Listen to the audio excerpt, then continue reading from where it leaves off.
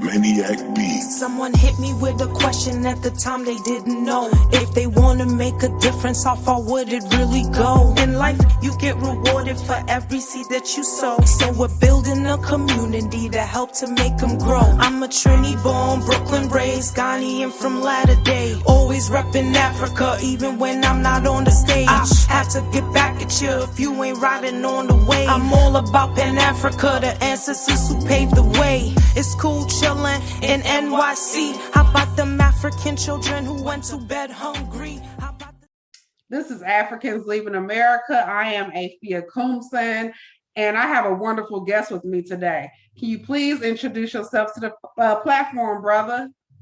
Yes, peace and black power. Greetings, family out there. My name is Chief Foday Ajamu Mansa. You can just call me Chief, or however you want to call me. I'm your brother. But yeah, definitely make sure that you respect me when you call me whatever you do call me. That's how I rock. Okay. And this brother here, he's in Sierra Leone currently. So, brother, my question to you is, how long have you lived in Sierra Leone, and what made you choose that specific country for your stay? Right, that's a good question. I've been living in Sierra Leone since February 2013. So I've been here almost 10 years now, about 9.5 years. What led me to choosing Sierra Leone specifically was my involvement in an organization that was lending a lot of support, a lot of material and organizational, educational support to grassroots organizers here in Sierra Leone. And friendships and relationships and beginning to develop concern and care really like made me look at Africa in a smaller level. I started to really like focus more on one country. And I care about all of Africa, but my focus started to be Sierra Leonean. And it wasn't because I looked at the map or anything like that. It was because of work that I was actually involved in. And secondly, I'm a Gullah Geechee by heritage. And my family is very proud of that fact. I grew up actually outside of the South. I grew up in Pennsylvania. But my household were recent migrants from South Carolina. So I grew up in a Southern household in the North, first generation. And so I still had the same sweet potato pie. I still ate the same foods that my mama cooked when she was down South. And, first generation Gullah Geechees that migrate, it's very difficult to get them away from going down South 2-3 times a year as much as possible, because you still have that connection. You're still vulnerable in the North yet. You're still very well connected to the South. So I grew up in a household and doing a first generation like that. Now my son, my nieces and nephews, they grew up in the North. They're not really tuned in. They might eat the foods and still got some of the ways, but my generation grew up still connected. Later on, as I began to study, African history, culture, I began to pick up an interest in those things. And I came across a book written by a man named Dr. Lorenzo Doe Turner. And it was about the Africanisms in the Gullah language. And I remember reading it, and very early on, it says that the Gullah people are also known as the Geechee people. And I was like, what? Because all I ever heard was Geechee. In my own innocent way, my family call it Geechee. They don't call it Gullah. They call it Geechee. And I never knew that there was a official term that scholars and educators use when they're researching the foods that my mama cooks. I didn't put that connection together. I didn't know that it was a whole intellectual field of study, from language to spirituality to history to archaeology to all kinds of things that really concentrate in that region more prominently than other regions in the United States of America. And reading that book helped me understand that we had an African connection in the way that we spoke, in the way that we practice family, in just a lot of ways that was real common to me. I knew I was reading about not only my people, but my family. Yeah. And, it was a dinger for me. So every time I would get a chance to connect with Sierra Leone in particular, because a lot of the scholarship out there highlights the connection specifically to Sierra Leone. And of course, Congo and other countries like that, Nigeria, but specifically Sierra Leone, being that many don't know about the Middle Passage from Bunce Island here to Charleston, South Carolina, which is why Freetown and Charleston are sister cities right now because of this intimate connection. I was going to ask you about that, the Freetown, the connection, because I know that was the port, that took us to the Americas, Yeah.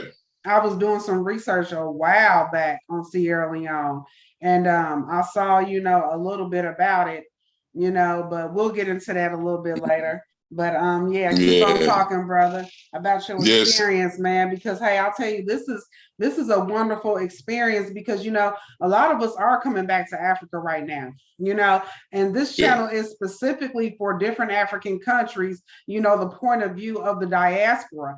Not only do we interview the diaspora, but we also interview continental Africans as well, because Absolutely. We want to know exactly what we're up against when we get there, how much the cost of living is, especially like for land building and things of that nature, so my next question for you is, how did your family feel when you told them that you were moving to Africa? Oh, those closest to me weren't surprised at all. Mm-hmm. I had developed or evolved the African-centered consciousness early. I already favored Black things and Africanness. You already knew it. You already knew it. Mm-hmm. Yeah, it's something that if you know me, then you know that already. Mm-hmm. Even within the African-American context, I'm a brother. You know what I'm saying? Mm-hmm. And so, it wasn't too surprising, but when you say I'm going to Africa, I want to go over there and do this and do that, I think it would have been more difficult if I wasn't openly involved with political activism and involved in international organizing with my family, right there with me, and not hiding that from them, and not, feeling estranged from my family because I have this Pan-African view or I have this desire to help Africans. I felt like it was an educational experience for me, but it was for years. I became a community organizer following my mother's footsteps in 1999. I'm 43 now, so I was 20 then. Wow. And wow. Then, you've been doing it for a long time. Oh yeah, from my local community level to where I'm at now, it's been a constant everyday wake up. What can I do? How can I do it? Until I became a pretty effective organizer. And I was young with it and I didn't know where to go with it. And I think that's why I was open to repatriation and, doing my work in Africa, to show that it could be done. It went from a passion into my calling. And that's the biggest thing about it, is that my family had always been supportive. My mother is the first person who put me in a dashiki, and this is middle school. My mother was a minister, so I grew up deep in the Black church, and with that Africanism that's contained within those walls. Yeah. And so I was dipped already with it. My mother had some African drums. We'd pull them out and play with them when we was kids. Wow. So there was early exposure and acceptance of being Black in my environment that helped me to, as I became an activist, to be open to doing things in Africa and things like that. So, long story short, I think that what really brought me to this point, to where I'm at now, has been those 23 years of consistent volunteer organizing. Just not being paid for it, not expecting to be paid for it, just trying to do it. And I have a sister right now who's a city councilor in my city, where I'm from, York, Pennsylvania. And it's because we have this spirit, and it was home. It was home where we learned it. My mother really set the example. She pointed in the direction that she was going, and some of her children followed that direction. She began cleaning the community and began volunteering in organizations, and some of us was right there with her. And so by the time I wanted to come to Africa, I had already been involved for 6 years in building relationships in Sierra Leone and other African countries. And when I say relationships, I don't mean just like social media. Hey, buddy, how you doing? Like people are doing now. Working relationships with organizations that were seeking to deliver resources directly to the most needed people on the basis of Pan-Africanism and showing what we can do for ourselves without begging others. So I'm talking about my first connection to Sierra Leone came through movement form. And just to piggyback a little bit back, I met a Sierra Leonean through the organization that I was a member of in Philadelphia. He was coming, they had toured him, they brought him over there to speak to us, to the American audience. And I remember telling them about my Gullah ancestry, and we laughing about that. And, you know, it was a good first conversation. And over the years, we became pretty close. 6 years later, I was invited and came over based on that invite after, you know, doing that work with them for 6 years, you know, really just being somebody they can reach out to in America and things like that. So it wasn't really a money thing for me. I didn't save up a bunch of money to make my move. I put in a lot of support work. You understand? I made friends in the struggle first. I didn't just jump over here and then try to figure it out once I got here.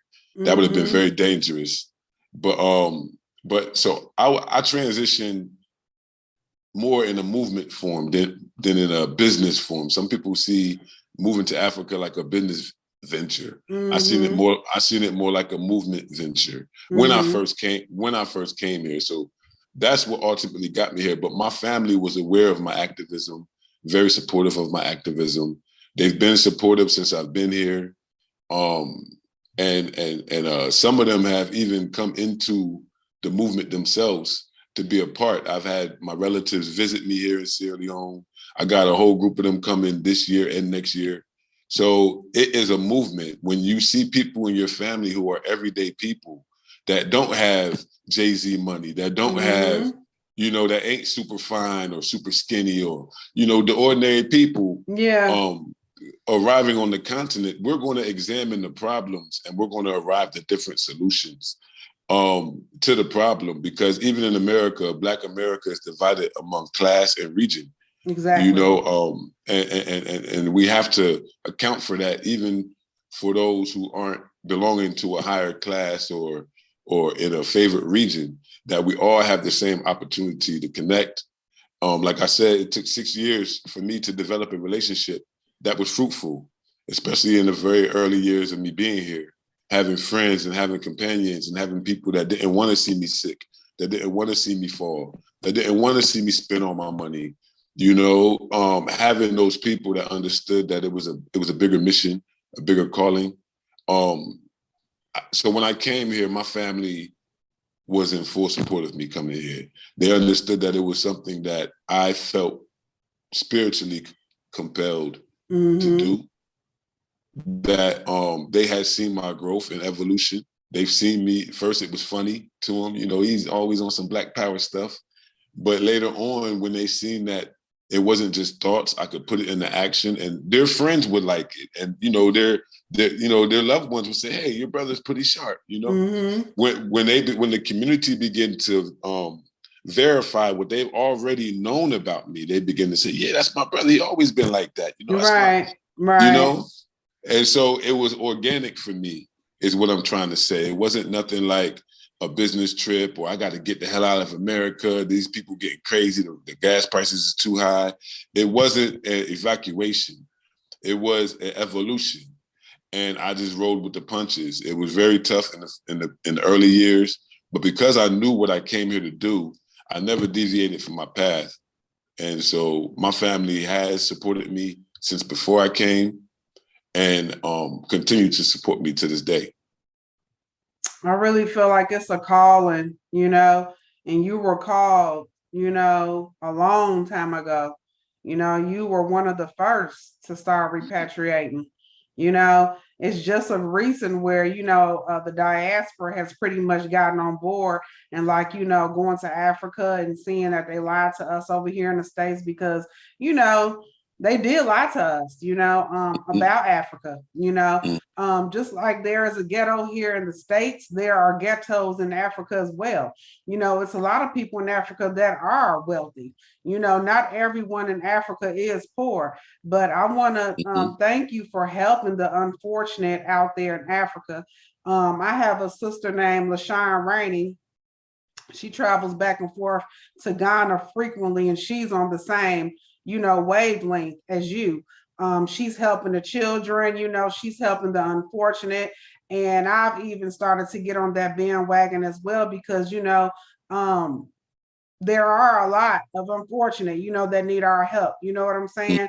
And it's not all about showing, oh, I'm going to Africa for business. I'm doing this and doing that. No, what type of impact are you going to make in Africa when you go? It's not all about going out there looking cute and partying. No, what type of impact are you going to make for the people? Because we are all Africans, and we have a duty to give back. Because there are things that they can teach us as well as us teaching them. So I want to thank you for all the things that you are doing there in Sierra Leone, brother, because I know it's not been easy. You've been there for a long time. You've seen a lot, through all your years of being there. And that's what I want to ask you next. So what are the pros and cons of living abroad? Because I know there's good and there's bad as well. Nothing is perfect. Oh yeah. Yeah. And you have them at extreme levels here that they're minimalized in America because there's a different system there. So you're finding the same problems, but you're seeing them exacerbated here. Yeah. I live in Freetown City. I lived here for almost the last 10 years. I lived on every side of town. I have thousands and thousands of friends here. I'm very engaged, very integrated into the local culture. I speak the native Creole. I do work in the villages. So I'm very, very, very aware of the temperature here. You have people who may not have been in Sierra Leone in the last 10 years, and they won't know the pulse of the country like I do. So it's even to that extent because I merge my experience with the people's experience. So that we can come to the proper solutions. I think that some of the pros here, one, I'll say the culture, the freeness in the culture. In the West, we find ourselves having to code switch and tuck away aspects of us that are natural. You know what I mean? Man, you ain't never lied about that, brother. But here, Africa is the most diverse place in the world, the most diverse cultures, languages, ethnicities, everything. So no one expects everybody to be one thing. And so you have a freedom in the culture that allows you to have your own self-expression within the culture. And in America, I always felt like my self-expression was going to piss somebody off. And so I have to know how to be me and not be me. And that fakery, I don't have to do that here. I could just be who I naturally feel that I am and know that everyone around me feels free in being that as well. So I'll say that about Sierra Leone. I've been in Guinea as well. I spent 6 months in Guinea, in Conakry, the capital city there. And it was the same way. It's just the culture that was snatched away from us when we were snatched away. So I'll say that the culture is one of the cons. The food is another one of the cons. Before I got here, I was having a problem keeping my diet healthy in America in terms of I had access to a whole lot more foods, but the quality of the foods I didn't have access to in large amounts and at a cost that I could afford them. So me coming here, I was able to say, okay, well, a bunch of that junk food is off the menu because they don't have it. And then I also was able to say, well, they eat a lot of rice here, but they eat a lot of green leaf as well. They eat a lot of cassava here, but they make it in so many different ways that you never know that you're eating cassava every time. So just the whole diet here and the way people eat their food and the quality of the food, especially the native grown food. I'm into farming now. We'll talk about that later. but it's very important because we see food deserts where I'm from. Unless the food is controlled by Asians or some other ethnicity of Americans, my ethnicity of Americans is suffering when it comes to controlling our own food in the urban environments. And it's a struggle even to get a few people to do some community gardening. You know, it's a struggle just to even help them explain, like, you shouldn't go spend your money in Walmart. We can just garden this lot. They don't understand that. But here, Africa has a rural culture. Agriculture is everywhere. Everybody got their little skill in it. You can find a little 5-year-old child and they know how to plant seed. And so the knowledge is everywhere. It's so everywhere. And so you see that knowledge replicated in the quality of the food that they produce. And the food preparation, the cooking is off the chain, man. These sisters out here and these brothers. I haven't met a brother here that can't cook. I'm almost ashamed because I can burn rice. I can, I can't cook at all. Give me a microwave, I can push some buttons or something, and these are some of the pros of being here, is that you get back to the natural way of growing food and preparing food by default, because society has not developed that kind of cancer yet. So that's what I'll say. They say that Africa is underdeveloped, but some of this underdevelopment is the preservation of a more natural and healthy way of living. And so I'll say that. I'll give you one more pro, then I'll give you some cons. Another pro, at least I'll speak for Sierra Leone, is that Sierra Leoneans have a consciousness of the African diaspora that has to be commendable, and that has everything to do with the history of the African diaspora in this country over the last 235 years. Wow. Not now. And so you understand that the people have a certain awareness from tribe to tribe, from village to village, that slavery happened to them here. They're not confused about it. They know that it was them that went. And so we was talking about the connection between Sierra Leone and Charleston. I have Sierra Leone in my DNA. Yeah, so do I. Absolutely. Most of us will. And most of us will trace back to a Gullah Geechee ancestor in South Carolina, Georgia, North Carolina, or Florida. We either have the ethnic ancestry to Sierra Leone, or we'll be Gullah Geechees ourselves. Absolutely. So the people here know that we're there, and they know that we're family.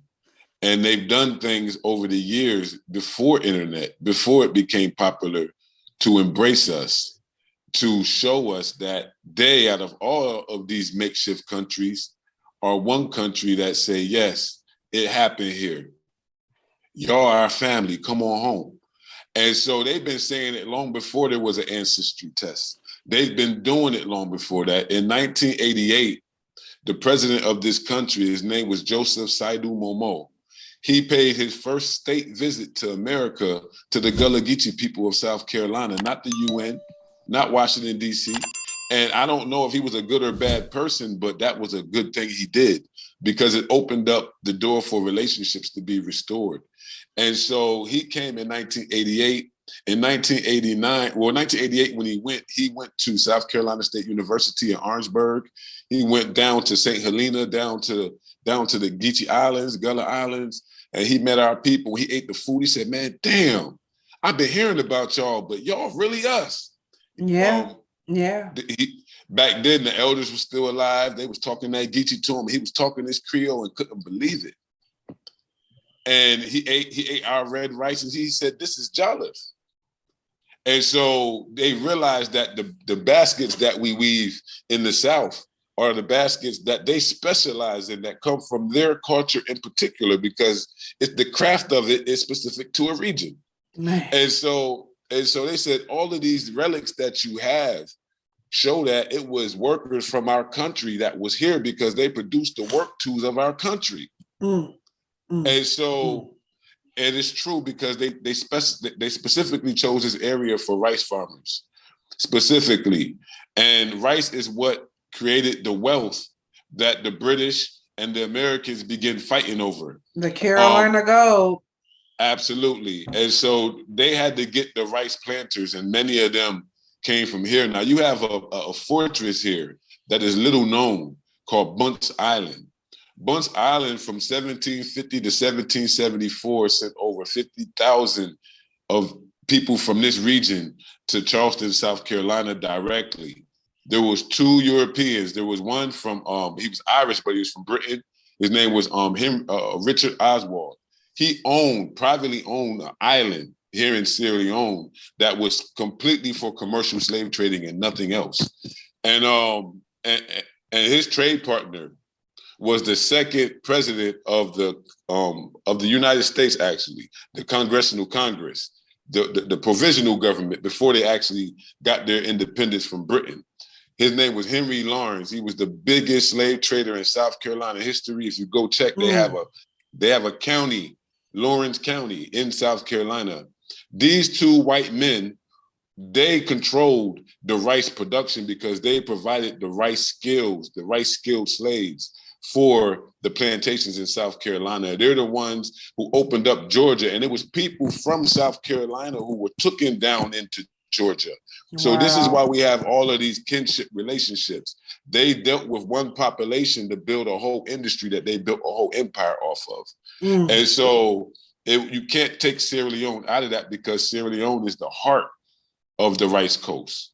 You can't get the kind of rice production skills that they use without getting the people who know how to grow swamp rice here in this country, here in this rainforest. And so this was the area that was targeted, and that's why Sierra Leone is showing up in all of our DNAs. Wow. There's a history behind it, and so the people here are aware of it. In 1989, some of the Gullah elders, and two of them were Seminoles, African Black Seminoles. They came over here. It was 12 of them. They came over here on the invite, and they did what they called the first Gullah homecoming. It was the first homecoming of Gullah Geechee people back to Sierra Leone, 1989. Since then, historians, anthropologists, white historians, Black historians, they've been really digging in on this connection. The media here in this country calls it the Gullah connection. One of the philosophers, one man named Joseph Opala, he elaborates and says there's a 2-way connection to Gullah Geechees in Sierra Leone. And that 2-way connection is because not only was this the source of the primary rice farmers that the rice farmers that ended up being enslaved and producing that Carolina gold, but also during the American Revolution, thousands of Africans were evacuated from these same locations. And many of them were taken from New York and taken up to Nova Scotia, Canada, where they founded the first Black institutions there, the first Black cities there, and the first Black population there in that country. And 3,600 of them were evacuated from New York, and they was in Nova Scotia, but they were being treated unfairly, discriminated against. They were being discriminated against. They led a liberation mission, a freedom mission. It was led by a man named Thomas Peters, who was last enslaved in North Carolina within the Gullah Geechee corridor, Wilmington, North Carolina, the same place Queen Mother Assata Shakur is from. And so these are the connections in the peoples. So he led a protest. He went over to Britain, and he got down with the white abolitionists of the time, the British abolitionists. You know, they're the ones who created the American abolitionist label. Mm-hmm. He got with the British abolitionists that wanted to end the slave trade. Now they want to end the slave trade, but they also want to colonize and Christianize and capitalize Africa. So that was the switch off. We're into slavery, but let's go colonize and capitalize and colonize. Mm-hmm. So that was the thing. So these Blacks, these Africans, our ancestors, there was 3,600 of them who went. 1,192 of them boarded on 15 ships and came back in 1792 and revived a colony here and make up the seed population of what today is called the West African Creole, which come from Freetown. So they founded Freetown, they built Freetown, even the center of Freetown, where the first settlement of the repatriated African Americans was formed. it was made in American street grid. And American street grid is unique all around the world. It shows you that it was us doing the grid in America, because when we came back and there was no white Americans around, we made the same American grids and the same kind of Southern homes that the slave master was living in over there at the time. Mm-hmm. So people chose to repatriate 230 years ago from Nova Scotia. They actually protested for the right to do it and said, "Now take me back home." And the outcome of it is 230 years this year of Freetown, Sierra Leone. So the second connection is the fact that a group of African Americans that were taken from a very comparatively small population compared to what we are now, that means a large percentage of our ancestry, ended up coming back here and creating a new group here. And that group fought against slavery here on this side. The abolition of the slave trade happened in 1808, and then the Africans who were here fought to suppress it. The Africans that they would capture off the slave ships that was going across the Middle Passage, the British would bring them to Freetown and set them free. And us, the descendants of the African Americans and the Jamaican Maroons and the other Africans who had been here, would welcome them and integrate them into our Euro-African creolized culture and create this culture. Now, people from this process ended up going back to Nigeria, going to Ghana, going over to Gambia, and creating the first colleges and institutions and being the first nationalists to fight against colonialism and things like this. So we actually planted a seed population that was critical in West African development, meaning African development and world development, ever since the last 230 years that we don't get taught about. No one tells us about this two-way connection. No one breaks it down to us so that all of the Africans in the United States of America in particular would identify with Freetown, Sierra Leone, would identify with Liberia, would identify with the colonies that our ancestors came back and formed 230, trying to escape slavery over there. Yeah. And so it's very important for us to, bring back into focus this country and our twin Liberia to the south. Only thing separates us is an imaginary European border. And the Liberians and Sierra Leoneans, all the Africans are really siblings.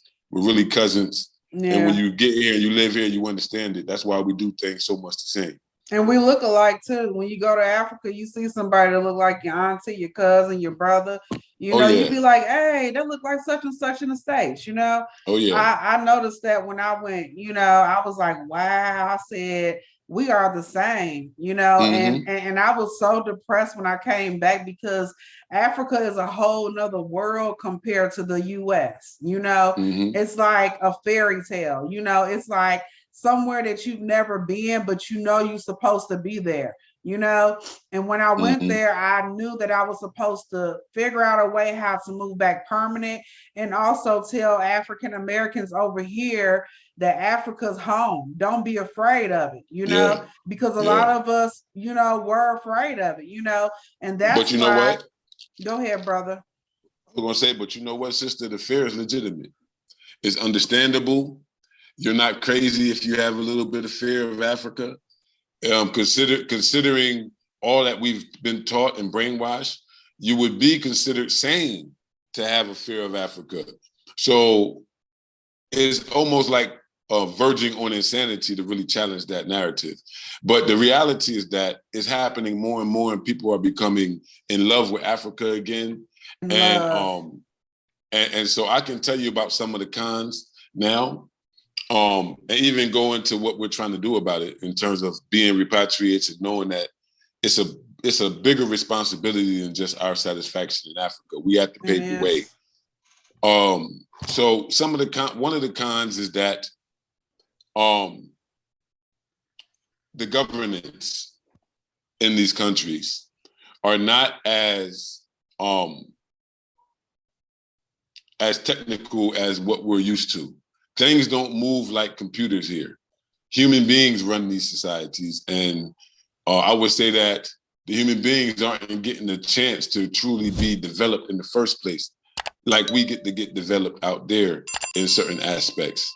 In terms of being able to operate in the modern world and stay up at the level that everyone else is rising to is very difficult in most African countries. Corruption in the government is a big problem. And I'm not going to act like a whistleblower or nothing like that, because I really don't engage enough to be able to tell you any filth about what corrupt governments do. But I will tell you that most of us know about it. We do. Well, but I'll tell you this: it's just like in America when you look at gentrification and police containment and terror in our communities and mass incarceration. And there's no way you can blame the people in the community after you understand what's happening. You understand redlining. You understand what makes it happen. When you live in Africa, you begin to understand what's making it happen. And then and you won't be afraid of it, because you understand that it's the same thing that's happening to us there at a whole different level. And that you might actually have the information and be able to seize the initiative to just assert some information. And it changes the way people here view it as a whole. And so we have to understand what I always consider the ultimate destiny of the African diaspora returning to the continent. It's not to take over, it's not to rule things, but we have to understand things. So I'll say that corrupt government or government corruption happens by individuals. It doesn't happen by the whole country. It's not the citizens that's doing it. It's not the everyday person. What happens is that in a lot of these countries, they inherited the Westphalian model of nation state. Now, the Westphalian model of nation state is what the Western European countries modeled themselves off of during their era of revolutions. Remember, you have the French Revolution, you had people rebelling against the Roman Empire, you had the Protestant movement saying Catholics get out of here. And then they said, well, separation of church and state, and they came up with this nation state. And so the nation state was created to push capitalism, to develop and evolve capitalism, and to ultimately fuel European imperialism in the world and make them the dominant figure that they wanted to be. And so it's all related. And so when we were colonized here by Europeans, they forced their model of nation state on Africa. And when they left and independence, the only model for nation state and governance that the Africans had experience with in the modern sense was what the Europeans left behind. And so you'll find that a lot of these countries have been fighting to make the Westphalian neo-colonial model work without addressing the dire needs of the masses of people. So you have a race for politicians here, people who are not qualified to lead, that may have a relative or may have bumped into some wealth and was able to get some education. It doesn't mean that you're getting the best leaders that Africa has to offer in your politicians. It means that there's a lot of leadership that's being suppressed because only a certain amount of people are even being allowed to develop. And so, and when you think about it like that, you realize that the corruption is bigger than politics.